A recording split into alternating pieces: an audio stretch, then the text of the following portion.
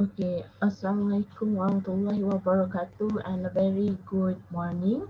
So it's really morning this morning because I do provide like this video to you all since my internet is not stable as I see it as the first week that we meet. Um so I decided to do my video lecture for you. Okay, so we still in topic one. As you can still remember, okay, I just show to you. We still in chapter one of Introduction to Occupational Safety and Health Legislation, and you can see that the last part that we stopped it as the slide 9. And yeah, I think that the point that I stop is at the third point, which is the top management must be responsible for worker safety, although it is imperative that everyone is responsible for safety and health in the workplace. So as you can see from here, okay, they have numerous of the OSH concept. And the next one, we move to the point, okay, instill occupational safety and health concept to ensure the success of the safety and health program. Management must allow the necessary resources and time. Okay, it's been said in here, and demonstrate the desire for employees to participate and be willing to accept suggestions for employees on what should be done. So in here, they are talking about in order to make sure that how the process and how the management on OSH to be implemented. So we have to allow everybody, okay, it's not just only top management but everybody, and you have to also lowering your and self-esteem and self um your pride, because you have to bear in mind those people who are doing the work is from the lower level, is from the operation line. So this is come from the employees. Okay, so you also have to accept what they suggested, because they know what is the right things they do during their work. Okay, because I didn't say that the top management is not do not know nothing, but in here, the part of the operation line is belong to the lower level.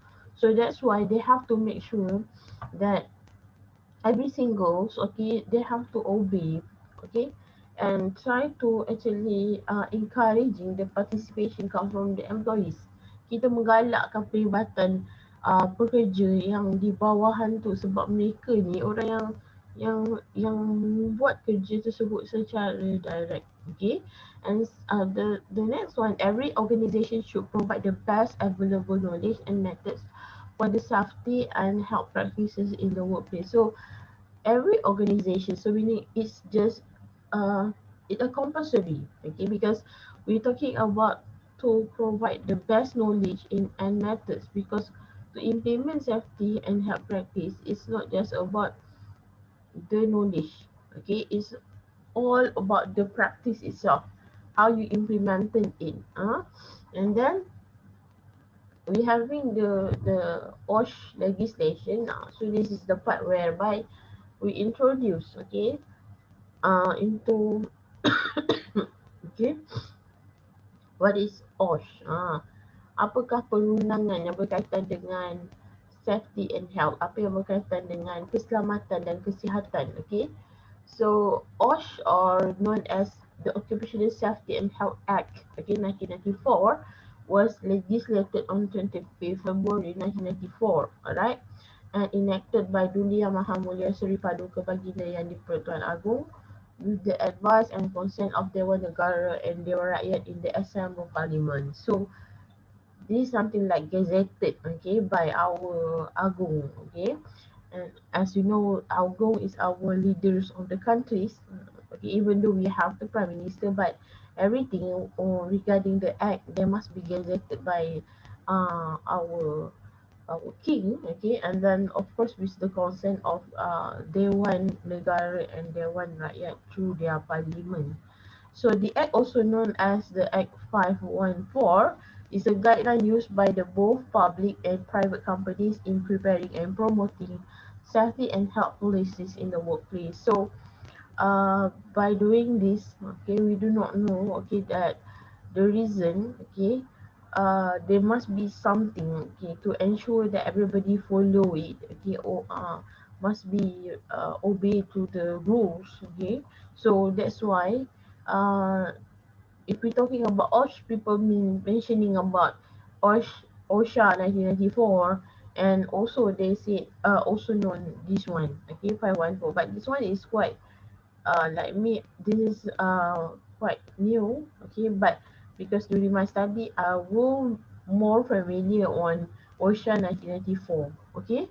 Alright, so OSHA 1994 was promulgated, okay, promulgated based on the self-regulation concept with the primary responsibility by ensuring the safety and health at the workplace lying with those who create the risk and work with the risk. So, yeah, as we discussed in our first meeting last week, right? So we talking about who are the one who are taking the risk. When we handle the job that under this kind of, when once, okay, we entering the employment, we are facing the risk, okay. We are the one who are vulnerable to the risk. Kita adalah seseorang yang mudah terdedah kepada risiko tu apabila kita masuk ke alam pekerjaan. Actually we are already booking on the risk, right? Okay, so of course the employer is so the one who create the risk, and for those who are the employees is work with the risk. Orang yang membuat risiko tu adalah majikan kita, the company itself. But when we talking about who is actually work with the risk is actually on the employee part. Okay, this act provide for the consultative process at the policy level with the establishment of the National Council for Occupational Safety and Health.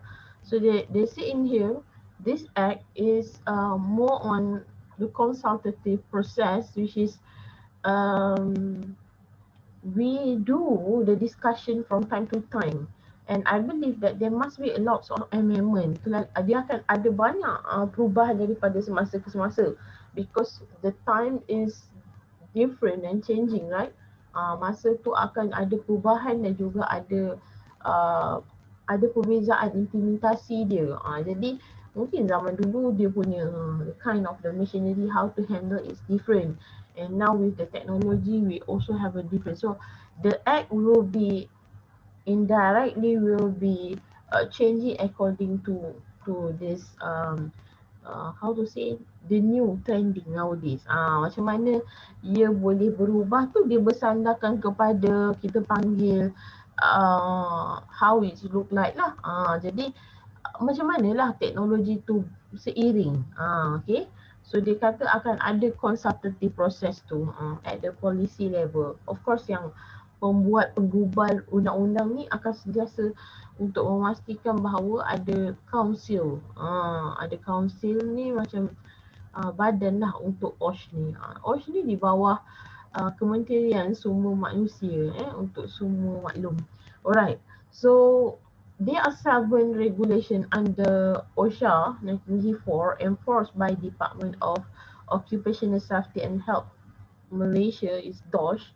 So number 1, they call as Employer Safety and Health General Policy Statement Exception Regulation in 1995. So this one is general policy. Okay, this is called employers. Is referring to the company itself. Okay, and the second one is the Control of Industrial Major Accident Hazard Regulation in 1996.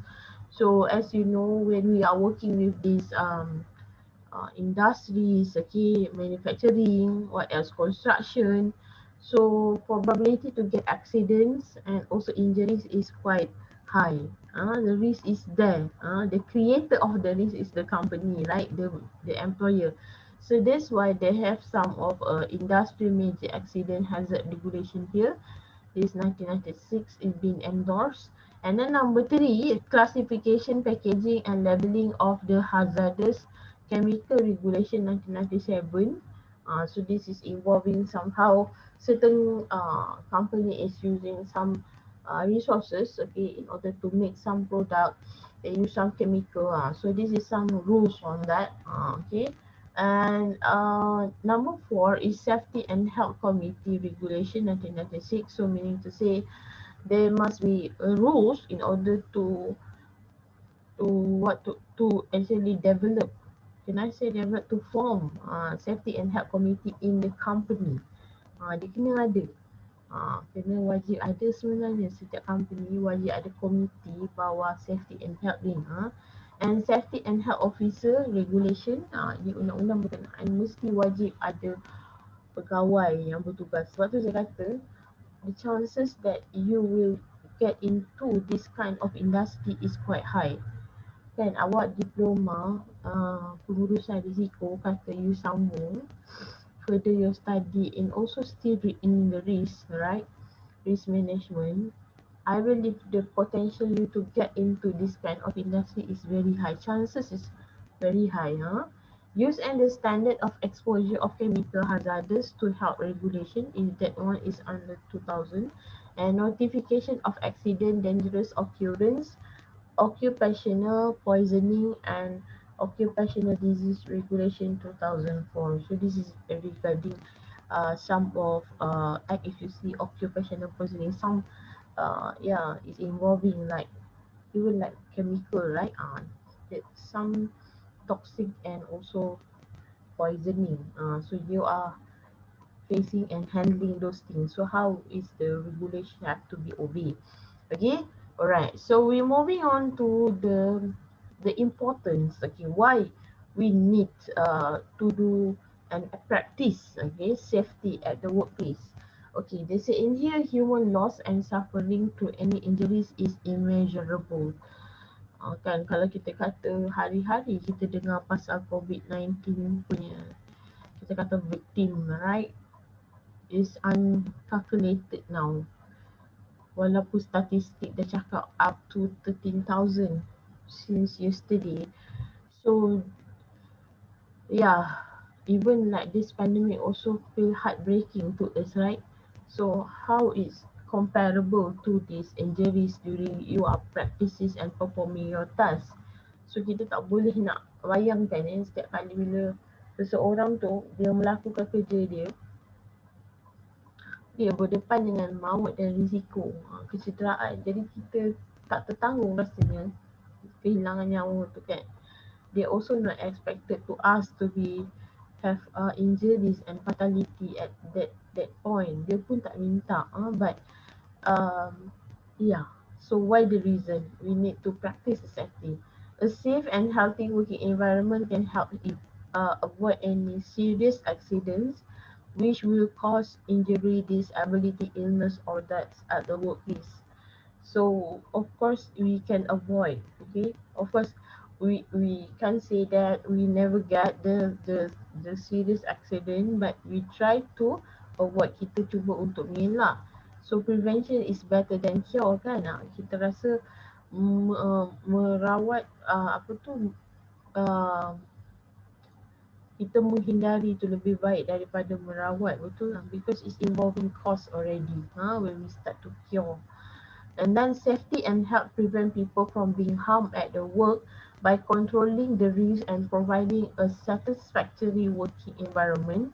So I used to tell you, okay, when safety and help prevent people from being harmed at work by controlling the risk. Okay, meaning to say when we practices implement the safety and health indirectly, we actually preventing, okay, people, which is referring to our people, the employees, okay, from being harmed, daripada bukan dicederakan, daripada terganggu di tempat kerja dengan by controlling the risk. Kita monitor, okay, we have to control the risk first and then providing a satisfactory working environment. So that is actually responsibility by the employers to make sure that you able to provide the satisfactory environment, working environment. Kena pastikan semua orang boleh menyediakan tempat kerja ataupun yelah tempat kerja yang lebih memuaskan ataupun setaraf dengan kepuashatian lah. Sebab bila kita cerita tentang keselamatan ni, pada orang is fine kalau tempat tu tak ada, contohlah kita kata tak ada kita panggil fire extinguisher, tak apalah, tak perlu pun, bukan terbakar pun, kita tak tahu kan. Jadi pemadam api kebakaran tu sebenarnya penting dan dia perlu, tak silap saya, in a 5 years once perlu diservis. Sebab tu kalau dia orang buat something like bomber fire brigade coming to pernah one time they come to IIC, they make something we call as kita panggil apa, fire drill. Fire drill ni simulation to ensure what people should do when let's say the building or your workplace is being kita kata to the fire. Okay, so what you should do. Okay, so they say that in like IIC during the fire drill simulation we failed sebab ada lagi staff kita, student kita dalam kelas, ada lagi lecturer yang sedang mengajar. Okay, so kalau betul-betul fire drill, every single of people should have at the place yang dipanggil sebagai assembly place tu, perhimpunan tempat tengah-tengah tu, shouldn't have anyone inside the building. It have to be vacate. Okay, maksudnya dia kena tak ada orang dalam building lah. Tapi bila fire brigade check, ada staff lagi dekat dalam tu. So it means that some people at the point of view, they're not very focused and they not even do the serious action on this. So bila kita cerita tentang benda-benda macam ni, benda ni kita kena ambil serius. Pada miss lah masa bila apa tu fire brigade tu kata sorry dia kata okay, gagal, dia kata the result is fail because we found that some certain staff still and the students still in the class, staff still teaching. So then even bothered. Okay, when people keep on asking you to vacant, is it means like you have to ensure the building is empty, kena kosongkan kan. Sebab berlaku kecemasan, tak kita biar diri kita terbakar walaupun is simulation. Okay, simulation ni macam kita buat olok-olok lah. Pada saya nampak macam people not take it seriously as, because bukan senang nak buat fire drill is involve all, daripada bangunan tingkat 3 tu, IIC tu tingkat 3, tingkat 2, tingkat 1, yang dekat kafe, yang dekat belakang kafe, yang kerja dekat bahagian-bahagian kat luar, contohnya macam gardener kan, cik-cik cleaner, semua tu, everybody have to be in one team. Okay, so we moving on to the next one. Okay, safety and health in the workplace can increase productivity, reduce the staff turnover, and promote lower staff absence due to sickness. Okay, of course, when we implement safety and health in a good way, we able to reduce in terms of those people who are involving the risky of the sickness. Okay, because we want to be precautions on that. So when we're talking about staff turnover, it means like the staff probability to maybe resign from the company. Okay, when maybe they are sick, they're injuries due to work, or maybe they cannot perform the job, so they keep on absent. So at the end, they have to resign. Okay, or in terms of promote lower staff absent due to sickness. So this one also can be avoided. Of course, the sick also we can't actually predict. But if you implement the best way, maybe you use all PPE, you guna peralatan bila mengendalikan. Saya pernah tengok satu cerita, saya pun cerita benda ni dekat kelas saya lain tau. There was, I have watched one movie. It's of course Tamil movie because my father like to watch Tamil movie. Tamil mostly compared to Hindustan, Tamil more portraying the real life in their country, right? So what happened in the movie? I watched it. Some of this is like so called as the uh, tires or chemical company. Orang apa kilang pembuat tayar tau. So what happened during, because this heroine, this girl, trying to how to say, uh, sneak up inside there as the employees, as the staff. Dia masuk ke dalam tu sebab dia nak cari bahan, okay, untuk buat liputan dia. Dia menyusup dan menyamar sebagai pekerja. So what happened during during her inspection, she see many stuff, okay, because when we want to make a tires, to make sure it's solid, they have to actually make sure that the tires been swarm into like a chemical. Dia perlu direndam dekat dalam satu tempat yang ada chemical. And can you imagine when they used to put all the tires inside that chemical, they are bare hand, tak guna sebarang glove pun, tak ada glove getah, tak adalah sebarang peralatan PPE, and even though they not use even mask, tak ada pun pakaian, semua pakaian mana you datang kerja, pakaian tu you pakai. So it's very dangerous, and every time people who are doing that work, they can see all the hands is like, you know, it's totally like the hand that you bayang tangan yang kena Clorox, dia akan pecah-pecah selalu kan, macam tu. So it's totally the people, many especially the staff is sick, okay, they keep asking maybe they cannot work because their hand, but they don't bear, because for them nak beli peralatan safety tu semua adalah satu kos pada mereka. Dia nak bayar murah pekerja dia tapi nak untung tinggi. So at the end kes tu kalah sebab bukti yang dia dapat tu dan saksi yang datang tu adalah pekerja-pekerja yang tangan tak kena pun, dan tak buat kerja yang rendam-rendam tu. So dia frust lah. Tapi at the end, dia semua cerita Tamil kan.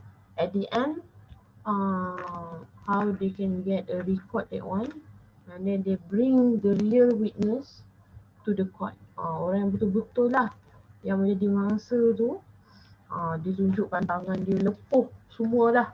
It's already bare hand yang tak lupa hand dah. Okay. So due to, I can see that this is a totally criminal done by the employer. You want to gain profit, but you make your staff rest at the risk. You buatkan you punya pekerja tu berada pada risiko sangat tinggi.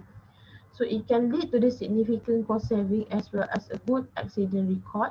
Okay, and safety and health program help to reduce compensation cost because accidents and loss are minimized. So dia kata, of course bila kita practice safety and health at the workplace, we can have cost saving. Kita akan ada pengurangan kos, okay, penyimpanan lah kosnya, dan kita boleh juga menyenaraikan rekod kemalangan yang sangat baik. When we practice the good things lah, safety and health. Safety and health programs help to reduce compensation cost. Ini juga boleh membantu mengurangkan dari segi kos, kita panggil compensation, pampasan, because accident and loss are minimized. Dia kata kat sini sebab kemalangan dan kerugian ni dapat dikurangkan. Betul lah tu. Dan damages to plant, downtime, disruptions to the factory and environment can impose the drawbacks in the business. So dia kata damages to plant ni maksudnya kerosakan yang berlaku kepada kita punya tempat. Okay, downtime ni adalah dari segi masa yang mungkin lari daripada schedule asal. Okay, destruction to the factory, yang berlaku kerosakan kepada kilang dan juga persekitaran juga boleh kita halang. Halang dia impose drawbacks lah. Impose drawback ni kita boleh menghalang lah benda-benda ni berlaku dalam kita punya business, perniagaan kita. Okay, so safety in the workplace promotes a quality lifestyle, better work methods and improve organizational performance. So dia kata bila keselamatan ni kita boleh menggalakkan quality lifestyle. Semua orang obey to the one rules, obey to safety and health. They have work better jadi dari segi implementasi kerja yang bagus and improve the organizational performance. Kita dapat menggalakkan dari segi prestasi syarikat itu sendiri, organisasi. And proper risk assessment of the work and activity helps to reduce any associated risk. So proper risk assessment ni dia akan buat evaluation, something like whether you do this, whether you use PPE, what do you feel after you use this one. Macam itulah dia akan buat assessment on that. And sufficient protection for health, safety and welfare in the organisation will increase the motivation to work and enhance the employees' commitment or loyalty towards the organisation. So dia kata bila kita sufficient protection, kita gunakan secara bersesuaian dengan kita punya kesihatan, keselamatan dan kebajikan, dia welfare paling penting, okay? Dia akan meningkatkan motivasi untuk bekerja dan kita akan tengok staff kita sentiasa setia untuk berkhidmat pada organisasi kita disebabkan kita jaga kebajikan mereka. Mungkin gaji kecil, okay, they are very small pay, but you take care of their welfare, hospital, dia punya hospital bills, dia punya medical cost, everything being there by the company, they will loyal to you. Okay, so that is the importance on that. Okay, then the duty of care. Okay, so who is actually have this responsible? Okay, meaning to say who should take care on this? Okay, who should take care on this safety and health? Okay, duty of care is a moral or legal obligation to ensure that the safety, health and well-being of others. So kita adalah sesuatu macam ni, kita jaga keselamatan lah, kesihatan, dan dia menjadi salah satu moral dan legal obligation, kewajipan yang sememangnya sepatutnya dilakukan untuk pastikan safety and health ni kepada orang lain. Okay, if the person action do not meet this standard of care, then the acts are considered negligent. Bila tak meet the requirement, dia akan dianggap kecuaian, and any damages resulting may be claimed in the lawsuit for negligence. So jika kelalaian ini berlaku, sepatutnya dia jaga dengan seperti mana kan. Mungkin dia berlaku cederaan, sepatutnya dijaga dengan baik dan dibiarkan, tidak dihantar ke hospital dan sebagainya. Company boleh disaman according to dia punya negligence, kecuaian, kelalaian mereka ketika untuk mendapatkan ni lah, okay, mengamalkan praktis safety and health tu. Okay, the breaches of these duties can result in fines. Boleh bila kita langgar duty ni, dia boleh mengakibatkan kita diterima saman lah, fine ataupun kita panggil punishment lah, enforcement notice. Dia berlaku macam notis yang diletakkan, dilarang beroperasi dan sebagainya. And even in a rare case, imprisonment. Imprisonment ni dipenjarakan sebab kita nak tahu betapa orang kata tingginya martabat Safety and Health Act ni, Akta Keselamatan Kesihatan ni betapa tinggi dan pentingnya sebab dia digazetkan di bawah agung kita. Jadi bila company-company ni tak praktiskan apa yang agung kita kan buat, sebenarnya kita dah melanggar undang-undang tu. Kita tak menjadi seorang rakyat yang kepercayaan kepada raja hukum negara kita, kan kita percaya kepada Tuhan, percaya kepada raja dan negara. Kedua tu kita tak ada. Jadi this is very important, up to the extent dia punya punishment boleh dipenjarakan. Okay, ni kelalaian lah kita kata. So kelalaian ataupun kecuaian. Okay, requirements under an employer's duty of care are wide ranging. Dia kata tugas untuk jaga ni ambil kita kata untuk menjagalah duty of care ni sangat berluas, wide ranging and visible in different types of view. Dia akan berkisar kepada view yang berbeza lah. Defining job clearly and undertaking risk assessment. Okay, kita kena ambil kira apa job sebenarnya, kena clear cut to us, kena jelas. Okay, dan apakah assessment risk yang diambil. So awak perasan tak kat mana risk assessment ni? bila awak jawab awak punya My Sejahtera, do you go to outside of the country dalam apa tempoh? Do you visit any place like a cluster of COVID? Do you feel like a few symptom like apa semua? That is risk assessment. Dia akan tanya tentang kesihatan you. Kan? Kita jawab kan dekat My Sejahtera. Awak boleh rujuk kat situ. Ensuring a safe working environment to make sure that you provide working environment that in a safe place, and providing adequate training and feedback on performance, memastikan kita memberikan tempat kita kata training, latihan dan dalam program feedback, latihan lah, mestilah dia bagi latihan kan, latihan dan respon bila kita buat kita punya performance. Apa yang kita buat prestasi kerja kita kena ada latihan, tak boleh terus ada. Pokoknya you macam the orang kata yang tahu semua yang diprogramkan, you must have that training. Setting up an initiative program to promote safety. Ni macam-macam lah kita boleh buat program-program kan, yang macam antara ni cakap tadi fire drill lah, simulation. Kita boleh promote macam mana kita nak memastikan ensure that everybody using PPE day, safety and health day. Boleh, janganlah by day je, dia kena 365 days sebenarnya. And also ensuring that employees do not work excessive hours. Ini kerja melampau-lampau, lebih masa sampai kan tak ada rehat.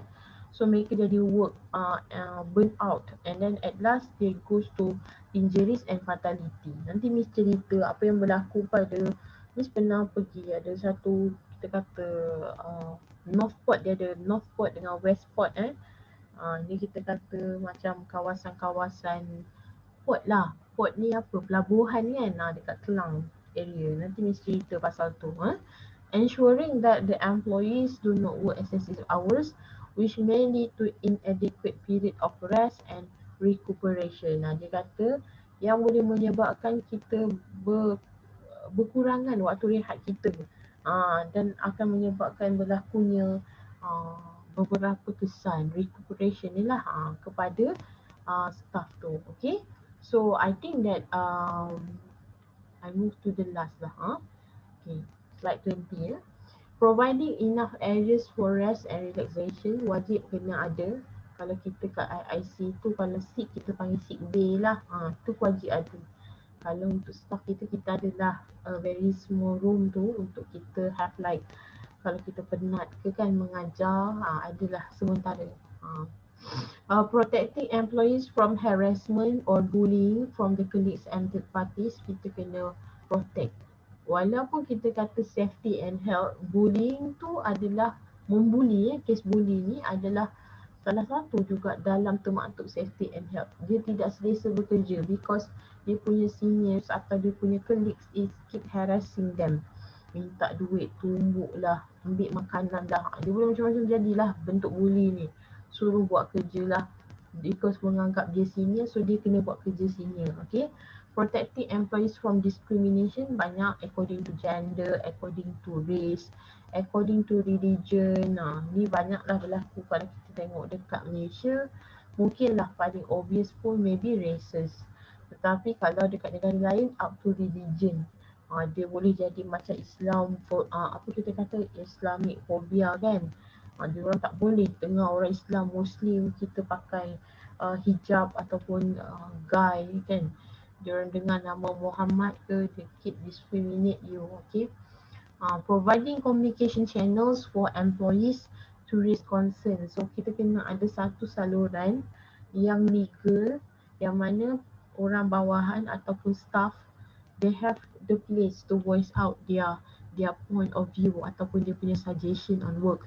So bila you bagi saluran yang bebas to voice out ni, everybody have to be aware on that. Okay, kita jangan kata oh lah, biarlah dia nak cakap apa, kita jangan ambil tindakan. Tak boleh, kita kena take into consideration as a top management ataupun first line managers kan. Consulting employees on issue which concern them. Kalau dia dah kata benda ni masalah bos, there must be something wrong, kita kena buat ni. Machine leaking, macam mana nak jalan production kita. So there must be solution. Kita jangan just blaming salah ni without any solution.